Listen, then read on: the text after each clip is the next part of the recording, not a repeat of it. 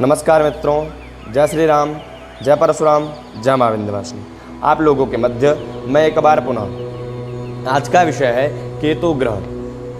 किसी की भी कुंडली में केतु ग्रह की क्या उपयोगिता है वह हम आपको आज बताएंगे। यदि आपकी कुंडली में केतु खराब है तो आप कैसे जानें कि हमारा केतु खराब है। बहुत ही आसानी तरीके से आप जान सकते हैं कि हमारा केतु खराब है इस वीडियो के माध्यम से। और यदि खराब है तो उसके क्या उपाय हैं, क्या करने से सही हो जाएगा केतु हमारा। आपको बहुत ही आसानी तरीके से ये समझ में आ जाएगा। यदि केतु खराब है तो वह क्या क्या परिणाम देता है, यदि केतु अच्छा है तो वह क्या परिणाम देता है, केतु बीमारियां कौन कौन सी देता है, केतु की दिशा कौन सी है, केतु किस वर्ण का है, ये सब मैं आपको आज बताऊंगा। ठीक है मित्रों, पहली बात, केतु यदि ज़्यादा खराब होता है तो वह 3 चीज़ों पर विशेष असर करता है। पहला, जातक को सनकी और पागलपन बना देता है। दूसरा, वह पुत्र रत्न की प्राप्ति होने ही नहीं देता। तीसरा, व्यक्ति काम वासना में ज़्यादा लिप्त हो जाता है। बाकी और हम आपको बताएंगे कि खराब होने के लक्षण क्या क्या हैं या कैसे पता चल सकता है कि आपका केतु खराब है। ठीक है मित्रों, केतु का जो रंग है वो काला और धुएं रंग का केतु ग्रह है। वह आध्यात्मिक है, मोक्षदाता भी है। वह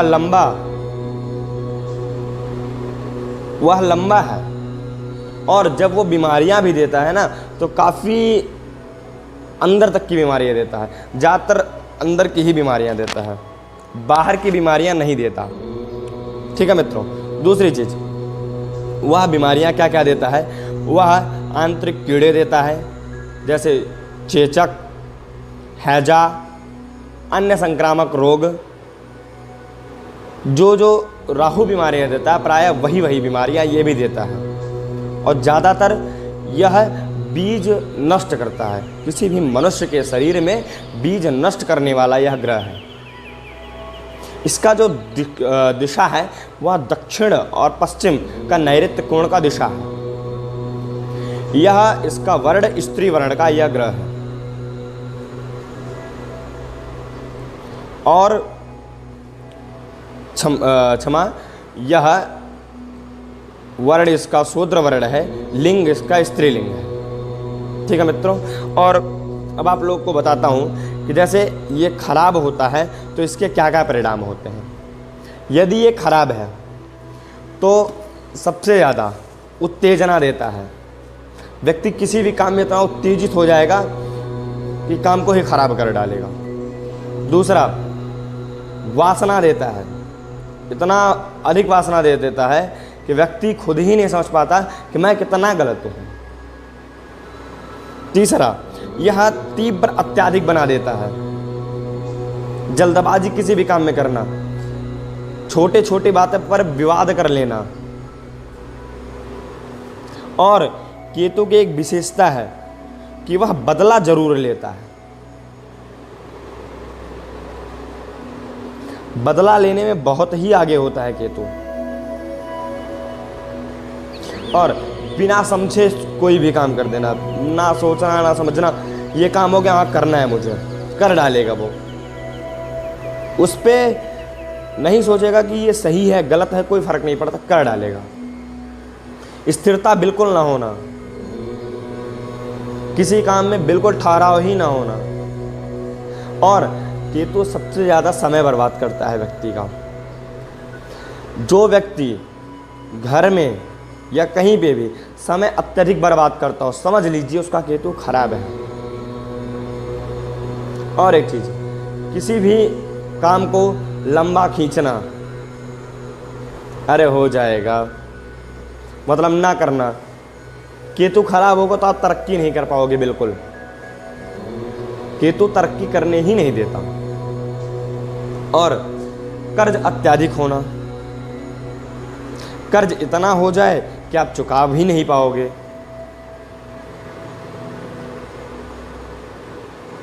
और समाज से बार बार बहिष्कार होना, समाज में अच्छी छवि ना होना, सबसे सुनना, मानसिक अपराधी होना। अपराधी केवल वही नहीं है कि जो सलाखों के पीछे रहे या जो कानूनी अपराध करे, अपराधी वो भी है जो परिवार को परेशान करे या जो समाज को परेशान करे, वो भी अपराधी ही है। उस प्रकार का केतु अपराधी बना देता है व्यक्ति को।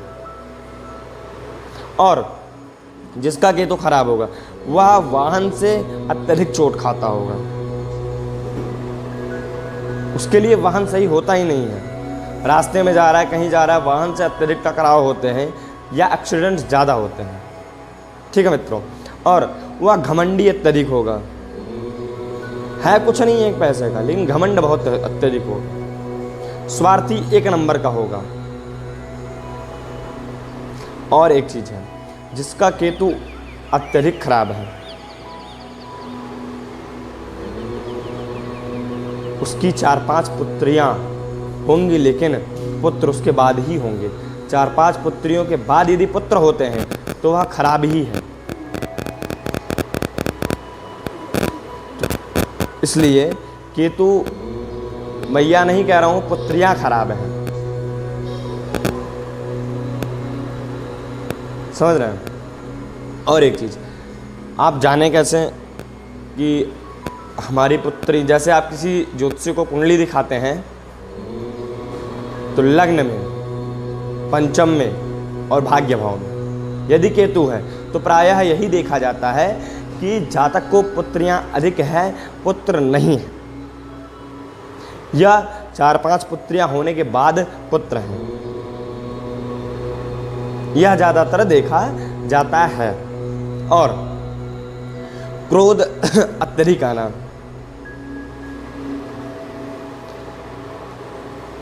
वंश केतु यदि अच्छा हो तो वंश वृद्धि कराता है। मतलब एक तरीके से आप ये जान सकते हो कि जितने काम मैंने आपको बताए हैं कि ये खराब होते हैं केतु खराब होने पे, उतने ही काम केतु अच्छे हों तो उतने ही काम अच्छे भी होते हैं। ठीक है। और आपको कई चीज़ें हैं, अब आपको एक एक चीज़ें गिनाऊंगा तो प्रायः समय अत्यधिक हो जाएगा। जो मुख्य थे मैंने आपको बताया कि इसके कारण, केतु खराब होने के कारण ये होता है। अब आपके मन में एक सवाल होगा कि ये तो ठीक है, अब इसके उपाय क्या हैं। अब मैं आपको इसके उपाय बताता हूँ। पहला उपाय, शक्कर या गुड़, गेहूं के आटे की रोटी बनावे, शक्कर या गुड़ डाल करके मंगलवार को चींटियों को खिलावें। दूसरी चीज, हनुमान जी के मंदिर में ध्वजा चढ़ावें। जिसका केतु खराब हो या उसको यश चाहिए, कीर्ति चाहिए, समाज में उसका बहिष्कार होता हो या इस तरीके से वो परेशान हो, तो हनुमान जी के मंदिर में मंगलवार को ध्वजा चढ़ावें। और तीसरा चीज़, यदि किसी को जैसे केतु धन भाव में जाके नाश करा हो या मतलब कि धन से परेशान हो केतु की वजह से,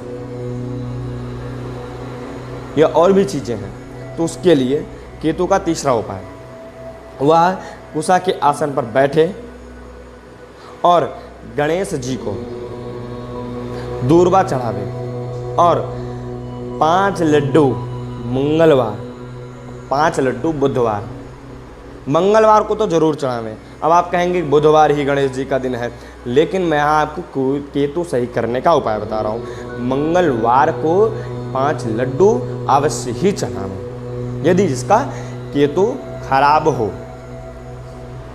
और चौथा उपाय, काला तिल जल में प्रवाहित करें। पांचवा चीज, जिसका केतु अत्यधिक खराब हो, किसी भी काम को ना कर पा रहा हो, या एक चीज के लिए मुख्य कि जिसके पुत्र ना हो रहा हो, केतु के कारण, ज़्यादातर केतु के कारण ही पुत्र नहीं होता। तो मैं आपको उसके बहुत सटीक उपाय बताता हूँ और शास्त्रोक्त है, 100%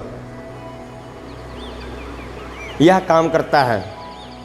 आप किसी योग्य वैदिक ब्राह्मण द्वारा केतु की शांति करावें और पितृदोष की शांति करावें या त्रिपिंडी करावें, पिंडदान जरूर करावें। पिंडदान करा करके, पितृदोष शांत करा करके आप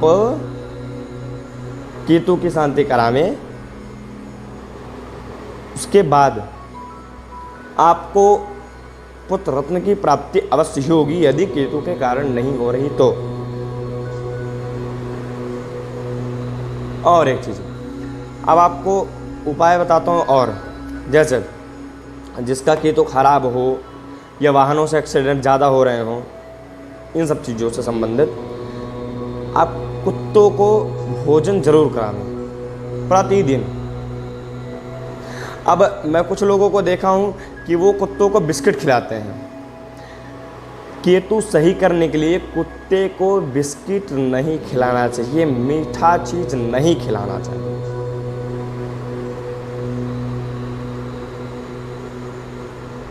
उसके बाद और एक उपाय, सिद्ध मंदिर के ऊपर जा करके ध्वजा का पूजन करें। ध्वजा का पूजन करें जब कोई ना हो, तब आपको कोई देखे ना उस समय आप जा करके किसी सिद्ध मंदिर में ऊपर जा करके ध्वजा का पूजन करें। और शास्त्र में कहा गया है केतु सही करने का मंत्र गणपति का जप अत्यधिक करना चाहिए। गणपति का जप करते रहना ही चाहिए। और यदि आप केतु से परेशान हैं तो आप केतु का यंत्र धारण करें, और या इसकी हरा धागा होता है उसको धारण करें। और एक चीज विशेष ध्यान दीजिएगा कि जब भी आप यह कार्य करें तो आप किसी भी योग्य ब्राह्मण को लेकर के पूजन करावें, ब्राह्मण पूजन करें, ब्राह्मण का सम्मान करें। उसके बाद केतु की शांति करावें। और यदि आपको योग्य ब्राह्मण ना मिले, यदि ना हो पावे, तो आप हमसे संपर्क कर सकते हैं। हम आपको बढ़िया वैदिक ब्राह्मणों द्वारा यंत्र सिद्ध करके और आपकी केतु शांति करा करके आपके जीवन में खुशी लाने का पूर्ण प्रयास करेंगे। ठीक है मित्रों, जय श्री राम, जय परशुराम, जय मां विंध्यवासिनी।